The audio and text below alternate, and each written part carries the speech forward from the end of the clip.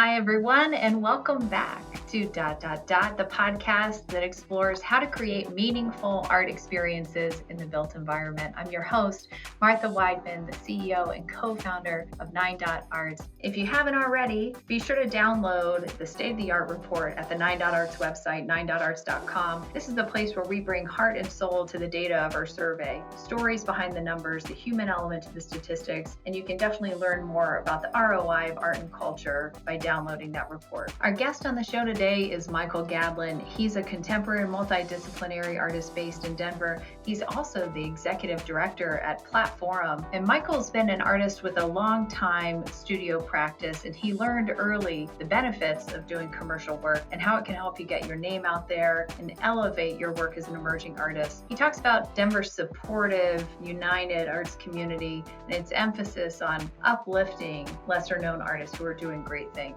Thanks, Michael, for joining the show. You can check him out at michaelgadlin.com. Thanks for tuning in and enjoy the show. Hi, everyone. Welcome back to the podcast, where we talk about art and its impact on the built environment. Our guest today is Michael Gadlin, a longtime Denver artist and executive director at PlatteForum. Michael, thanks for being on the show today. Thanks for having me, Martha. This is really wonderful. Thanks for having me on the show. How cool. You've got such an interesting background that's unlike some of our other guests on the show. Why don't we get started in telling our listeners a little more about you? Yeah, well, you make it sound way more cool than I think I give myself credit for, but interesting it is. I grew up in Denver and graduated East High School. I always knew I was going to get into the arts some way or another. I got into Pratt, an undergrad school in New York. Some of your listeners may know that. Private art school, and I always knew I wanted to be involved in the arts, and I got really lucky to have such an interesting career as mainly as a practicing studio artist. I still have a studio to this day. It's been 28 plus years. It's a different place that I'm in, but I've always had a studio practice, and yeah, it's gotten me. It's opened a lot of doors. I think I'm just kind of the active type that loves community and collaborating. So my practice has taken me to a lot of places. that is interesting. Well, tell us more about what you're doing today, not only as an artist, but as the executive director of PlatteForum, and what projects you're working on there that excite you. Yeah, like how I got here is really interesting. So I'll kind of take you back a little bit. We'll kind of rewind and talk about the where I went from sort of a gallery artist into doing art fairs, into doing public art commissions, which I've done for the city of Denver and a few other places, and then getting into art residencies, which was for me in the early to mid 2000s, a place to continue learning and collaborating and practicing. That's what art residencies do. So, and it's what PlatteForum does. So I got my first artist residency through PlatteForum from its founder, Judy Anderson, in '09. And that's what kind of started this journey of where I am now. I got the, art residency bug. I've got a background in teaching art, as a lot of us artists do when we're either fresh out of college or otherwise. We tend to take, our knowledge and what we know and share it. And so I was at the League for many years, teaching at the Art Students League, among other places. And I was in DPS for a while. And then the art residency thing, I'm like, if I'm going to continue teaching, and I do have a passion for that, but also practicing, making, I've got to, open myself up to other opportunities. So it came around with PlatteForum. I got it. It was a wonderful experience. And then I kind of did my thing for a while and continued to, enter other, opportunities and had, the artist role of doing studio practice and art gallery shows and whatnot. And then about maybe 5 or 6 years after, a new director took over PlatteForum, Kim McCarty. And we knew each other in our past life at the Art Students League, where she was the marketing director there and I was still teaching. And so she came to me when she got the gig to be the executive director at PlatteForum, and said, will you be on my board? She knew me, she knew I was active and I was doing stuff, and she wanted an artist representative on the board. And I said, yeah, let's do this. And so that was my second board. I was on the Art Students League board for a while prior. And so that was a good experience. And I like what Kim did. It got me really involved in PlatteForum once again in another role. And then after 6 years of that, well, it would have been my third or almost fourth year, my first term being on the board at PlatteForum, I became vice chair and then chair. And so I led that group. And just this past year, I'm really fast forwarding here, Kim announced she wanted to retire. This was in probably April. We kind of knew beforehand. The executive board knew before the entire board did. And so just kind of I don't know what I was thinking, Martha, but I thought I'll throw my hat in the ring because I have a passion for PlatteForum and what it does and what it did for me and my teaching background and just working with youth and just kind of the whole story and being, a local kid that came up through a lot of the stuff that was happening here. I mean, even you and I have tried stuff in the past with Nine Dot Arts and placing art. We all kind of know each other, right? It's a small community. So I thought that this might be a really fun thing. And I'm at this point in my career, right, where currently it's like I want to do something bigger than just my art and maybe just impacting me. And it's a personal thing. It's not like I'm not doing well with the art. I'm still rep by a great gallery and Doug Cassina at K Contemporary and blah, blah, blah. But I just thought the time's going to be now. I'm still relatively young and to some old, I'm in my 40s. But, this is like the time to do something big that's beyond self. So I thought it was a good idea. I still do. Here I am. And when I threw my hat in the ring, I kept going through the process and it was, and I had to go through, if anyone's thinking like, oh, he's, the chair of the board, he probably had an easy door. I did not. I had to go through the process, and they had a really diverse, panel that was all, folks involved from the youth, the different committees, the board, and staff to, go through the process of hiring. And, you got to sit on panels. And then I made the short list, and then I got the gig, and here I am. Well, congratulations. I know that was a lot of hurdles to overcome and a lot of steps to go through. And I think they're lucky to have you. What a testament to your work also as a teacher to have people who have probably been through some of your programs helping in the interview process and saying, we know his work. We have experienced it ourselves. And for some reason, yeah, we're gonna rehire him. Either we're nuts or I'm nuts. I don't know who's nuts, but I know I appreciate that. It's about sharing what you know, and I'm all about you know impacting community, and I've always asked that question: if not me, who? Because I think many of us who think, I wish someone would do something in whatever area you think needs improvement, and then ultimately, when it's not about sort of wishing someone else did it. It comes back to you, right, Martha? I mean, you're taking a business charge and you're not looking for someone else to do your job. And sometimes it's like, well, if not someone else, why not me? Art and branding. So, that's something that we think about on the side of impact for real estate and how we're going to bring that into the business component. But how does that sit from the artist side? I think with the current like social, economic and even creative climate, you have to embrace it at some level. I think what's interesting when you ask that question, I first think about how far street art and murals have come, right? I mean, if you're talking about branding, the sort of level of projects and the level of skill and the level of, advertising around it and even, sponsorship around certain artists and you know, sort of public art projects through, major donors.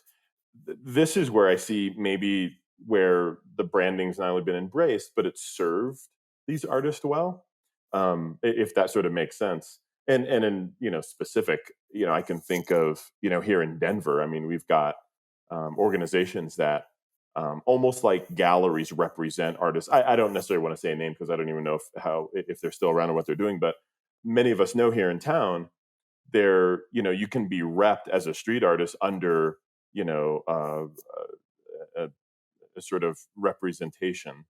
Does that make Mm, sense? yeah, Um, or even a pseudonym. yeah, kind of a pseudonym and rep, but then you get these sort of projects through the advertisement, through not the advertisement, through the representation of a, what's equivalent to a gallery. Yeah, or We've like got even a collective that a specializes collective. in it. That's the word I was Mhm. looking for, really. Yeah. Through a collective, and then that seems to sort of garner a lot more success in the amount of commissions. Mural artists and public artists don't do it alone anymore. It's not like you just contact, the entity that's looking for a public art thing. It's not that way anymore. You know that very well. That's the business you're in. But even with street art, it's changed the whole game. Yeah, it's a very collaborative environment. And so, to your question and your point, branding's a huge part of it. And I think for artists too, they want to stay consistent. They want to have.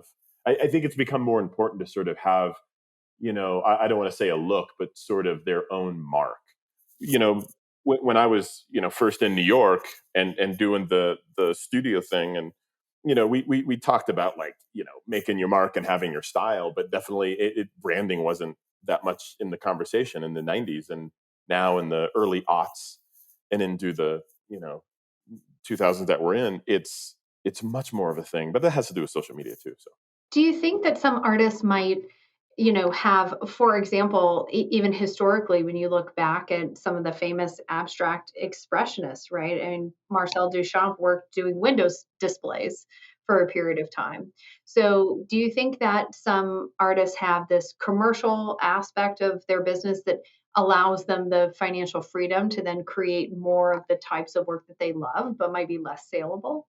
I do. And I think people don't frown upon. I mean, you're right about Duchamp kind of being the first, but as far as current generations, they understand very well what Damien Hirst and Koons are doing, right? And I think that becomes there's more artists than people realize that have studio assistants helping them, with the demand of the work, but also the production. Like, to what you're getting at, there is a desire for some artists, if they can, sort of, I guess, create that process to have production oriented work, whether it's for public commissions, more so even for gallery. I mean, I know artists personally that I'm close to that are they absolutely have uh, artists work for them on the process and production side, and that this it's more and more common, it seems, because I think just to keep up with the work and the demand, and maybe the when I had my first public art project through the city, I mean, I definitely had to hire some people to help with not only, and not so much the creative side. I'm definitely kind of an original creator. I take pride in that, but you know the preparation, the framing of the work, the sort of prep to install, and then the installation. I learned so much that I would just tell artists, if you could, if you're not lucky enough to get one, work for an artist that has one, so you know what that process is like, because it will teach you a whole nother side of the business. Yeah, because you need the resources, right? Artists only have so much available and accessible. And so you have to collaborate, bring in experts, especially when you're working on something that's large scale or public sculpture. You might need a structural engineer to sign off on your drawings. You might need a fabricator to fabricate certain pieces or certain elements for wind loads.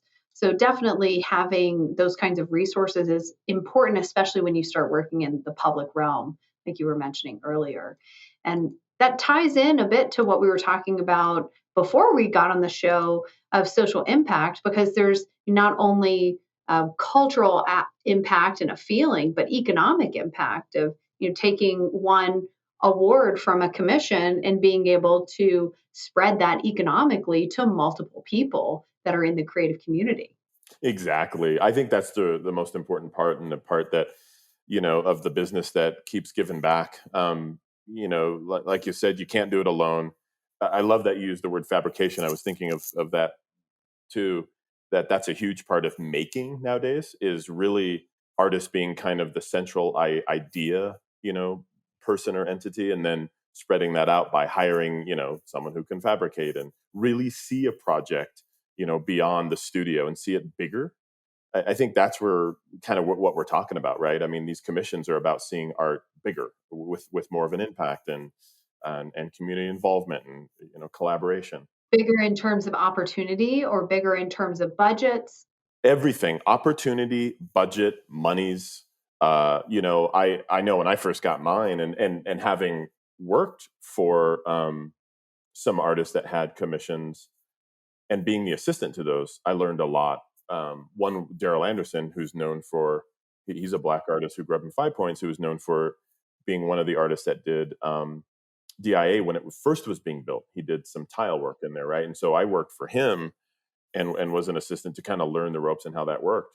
But yeah, like financially, from a business point, I mean, our artists that are just represented by galleries write very small contracts that are basically, let's agree to split, what we sell 50-50, and that's about it. And you make and you sell. Boy, when you're in the public art sphere and you're talking about contracts that are 40, 50, 100 pages long, um, you know, and there's just a lot of depth to it. And then when you look at that initial number, 1% for public art, which I was lucky enough to have in my first, that's a lot, because you think about 1% of whatever that project is, and you're thinking, oh shoot, that's all mine. Oh shoot, I'll never have to work again. And you're like, I mean, it wasn't that much, but there's sort of this false, I think, sense of like, oh, that money looks good, but you got to pay the taxes on it. You have to, push this to other people. There's development. There's all kinds of other costs. And by the end of it, if you're lucky, you might end. And if you're really good with how you budget and your name's on that project, you better put every ounce of quality materials in, and you will be checked, right? Because there are checks and balances, and you're not the only one. That's the other surprising part. There's so many other management. There's people involved in making sure you're showing up. And then if you're really good with it, you might end up with 30% of what that initial thing was. Yeah. Well, it's interesting you bring up things like contracts, right? Or think about budgeting and taxes, because you and I both went to art school, and I don't remember ever having a course on this. So, how you learn it is one of the things that I think is a challenge for our industry. And I'm curious, from your perspective, what do you think the barriers to entry are for an artist who's interested in working in large scale or commission based work, or public art? What are the big barriers, and how do you approach it? How do you go about it without feeling intimidated, or how do you find your way in? Well, that's a great question. I think it kind of starts with what my experience was, and that's not being afraid to collaborate and work with other artists who might have that door open, because like high tide floats all boats, right? So how you interact, where you're showing, I think is important. Artists, it's not just about like the gallery and your aim to do public art. Those two are not necessarily mutually exclusive. A lot of times galleries are involved with placement and also, I won't say necessarily like public art bids, but you've got to have someone help you with that. It's not, you can't do it alone. But I think also from maybe a fundamental standpoint, Martha, that's key, is not every artist's work is suited for scale. Now, you can make it, that way, but I think you have to be the visionary. You've got to see it first, right? I don't think it just happens like, oh, I want to do big public art projects because the money seems really good. That's not enough. You've got to understand spatial context and how you fit within a broader setting, and how the public will respond. Exactly, because it's a whole nother part of your vision, right? And if you don't have that, the vision to sort of scale your work, or the idea of what collaboration really means, because it's not just about making a small piece that's successful that you've done in the studio, making it big. That's not public art. It's more than that, like you said. It has a lot to do with the public. It has a lot to do with space. It has a lot to do with, like in my case, when I did the piece for District 2 Police Station on 38th and Holly, I collaborated and worked with the architect, Dennis Resitek, quite a bit. Like there was a lot of conversation of how this fits in his space, and talking about, the public view and the atmosphere and all those wonderful things. So you've got to open yourself up to it. It's not a one person band. You're not going to be in there just thinking, oh, I'm a studio artist with great work I sell. it's got to translate, right? Your business and my business, even as executive director now of PlatteForum, I don't think it's all that different. I think, Denver's that kind of community where, a high tide does float all boats, and we're all in it together. I think other cities might be more competitive, and entities can feel more alone. But Denver's kind of unique in that way. I don't know that if we've completely defined ourselves as this art town. I think we're still discovering. But I think, our unity and our community is definitely defined. I think we're tied in. Well, I think that's true for any city in the United States, right? There's a lot of emphasis on thinking about these household name artists, right? When the general public thinks about art, they're hearing what's selling at Christie's and Sotheby's for $1 gajillion and what's happening in New York, right?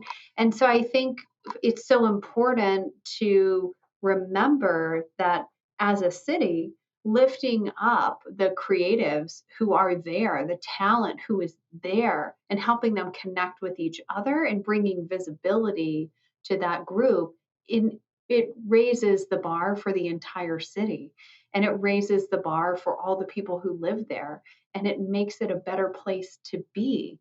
And this in some ways is this more mainstream concept of placemaking, right? It's this concept of creating places where people want to be. So, for you, what does placemaking mean to you, and what role do you think art and culture play in that? I think that's a good question. I think you're absolutely right. I think that's what's transformed Denver, our city, is I have to say, and I'm not saying like not knowing who we are exactly is like even a bad thing, because, we talked about evolving early on in this conversation. I think we will always be that city that's evolving and changing. And I think we've been huge in the public art realm, haven't we? I mean, we've really come up. I think we've had the space to do so, and we've got so much of it if you think about it, with a lot of people and businesses moving here, and then there's opportunity in these public spaces. But to answer your question, I think there's a lot to unwrap when you talk about the public art sphere and the space that art takes and is important to take. I think it really comes down to informing people. I think it comes down to attracting people to a certain space, uh, uh, um, educating the public. I think it's all those things, and I think it's really wonderful. I think it's wonderfully all those things, right? Like, it's not just about which I appreciate, but the idea that some of it is like political, it's social justice, and it doesn't necessarily go away, but it teaches us where we are in the moment, right? I mean, that's public art. The George Floyd murals, the protest work, the posters, that friends of mine with design studios have done. That's public art when you think about it, Martha, right? And then there's the commissioned ones. Those are the ones that are like done in the spirit of the moment, that are from the heart. Those are important to identify and to talk about and to give credit for, because those are artists too. Those aren't accidental. And they also, I think, inform those spaces that we're in, not just physically, but socially and politically. They really are informative. Think about it. And then how that informs the next, wave of public commissions. Do they inform? Well, of course they do. They don't go unnoticed. And I think all those things translate into more work that is relevant, and I think important to the public to not only view but be around. Um, I think we went through a time where art may have been more about design, and that's about it. And I think we're over it. I think we're really into some works that are important. They're relevant. They're pointing out the time we're in, but they're at the same time everlasting. They're sort of timeless. And if you can hit on all those cylinders, I think you're really doing something. And I don't just mean as an artist, because it takes a whole tribe. You're doing something as a city. Absolutely. Are there trends that are impacting the way that you work right now, or you think might change the things that you do in the future? Both in the art and kind of directing, the organization. I think there are. I think maybe somewhat controversial. I'm a BIPOC leader. I'm considered a BIPOC leader, and there's for us there are obvious opportunities for us to get certain grants and support, because I'm a first time BIPOC leader to an organization that also reflects our staff and our board reflect the community we serve. And so when you talk about trends, I mean, the thing that comes to mind immediately is we're kind of in this, I mean, let's not deny it, this very heightened and sensitive political and social landscape where things are changing quickly. And, there's individuals younger than us that are leading the charge to what leadership looks like, what the color of leadership looks like. And I like those honest conversations. They have to be talked about. I mean, we're here, you know, and it's like, what are we doing with it? And those are things, and I hate to call them trends, Martha, but they're real. They're here, and we're dealing with it. Absolutely. And for our listeners who don't know this term, BIPOC means Black, Indigenous, people of color. And, we're seeing this come up in so many facets of our business and what we do and what you're describing too, Michael. And not just about representation, really more about creating sense of belonging, creating equity strategies, wealth strategies in the realm of real estate, which is where we focus all of our time is serving that mostly that private development audience. We're looking at opportunities of how do we get the community involved, not just to create an art piece, but are there opportunities to share in the equity of what's being created? Is there a reparative equity opportunity? Because we're looking to really expand who the players are, right? And where the influence comes from for all the systemic institutional power in our system and how to make sure there's more voices. That's a good way of putting it. I didn't mean to jump in. I think you said it, very poignantly and very smart. I agree. I think it's and you hit the word too. I was going to say DEAI. The diversity, equity, accessibility, and inclusion is a thing now. But to that point, and to your point, when you I don't know if it was in a question form, but you sort of commented and said, what are the, changing the players. I think this whole thing is about, it is about opportunity, right?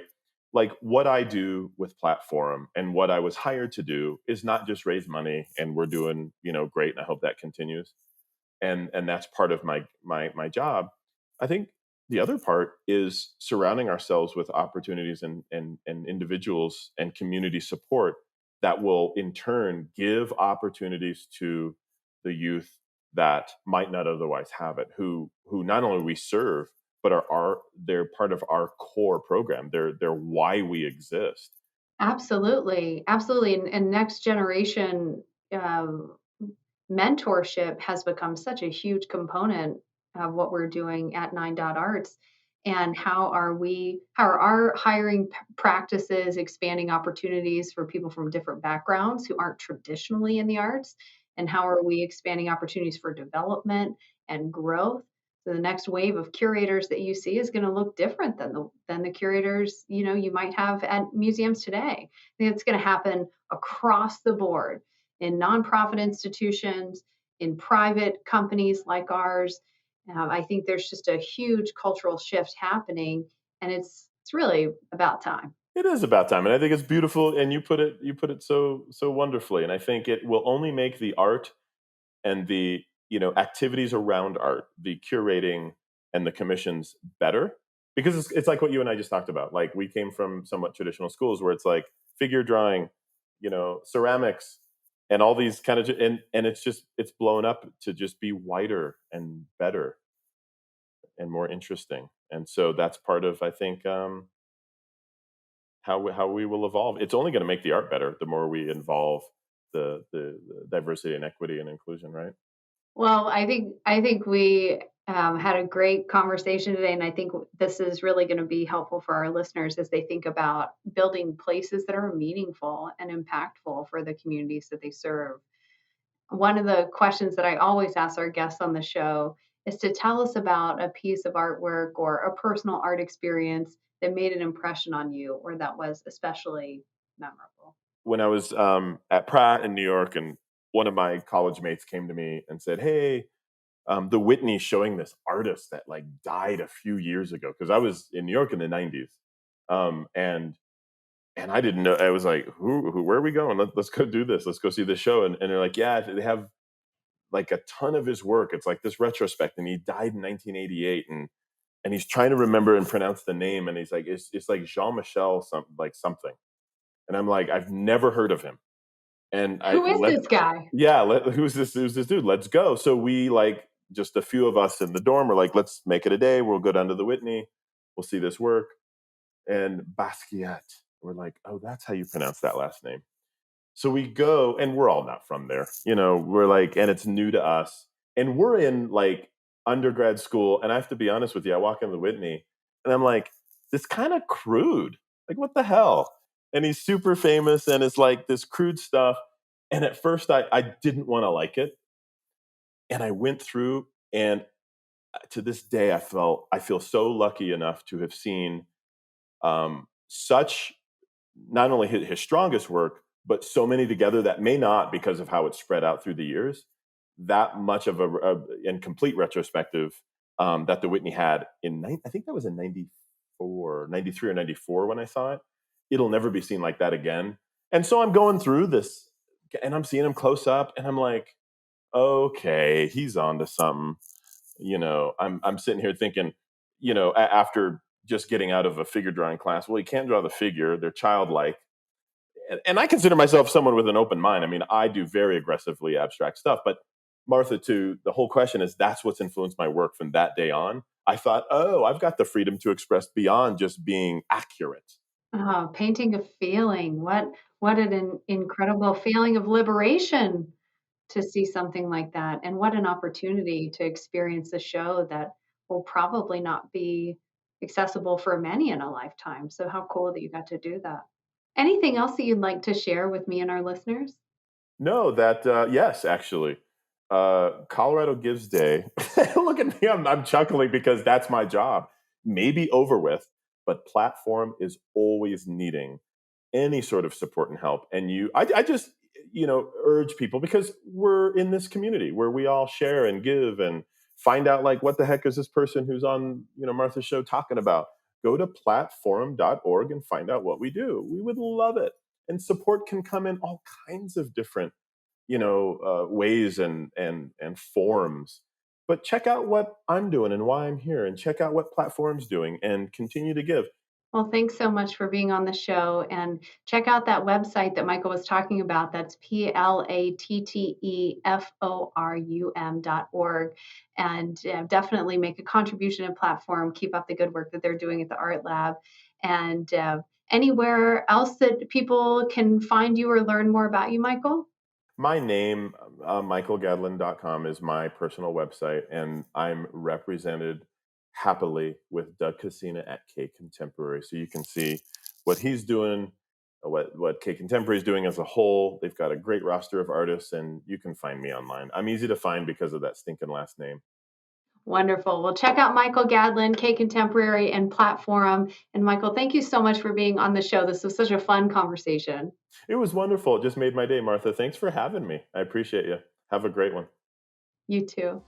Well, thanks for tuning in for today's episode of ... And to keep up with our latest, be sure to subscribe to 9.arts on YouTube or to ... wherever you get your podcasts. Do you have feedback or ideas for the show? Well, email us at letstalk@9.arts.com. And until next time, on behalf of everyone at 9.arts, here's wishing you some inspiring art experiences.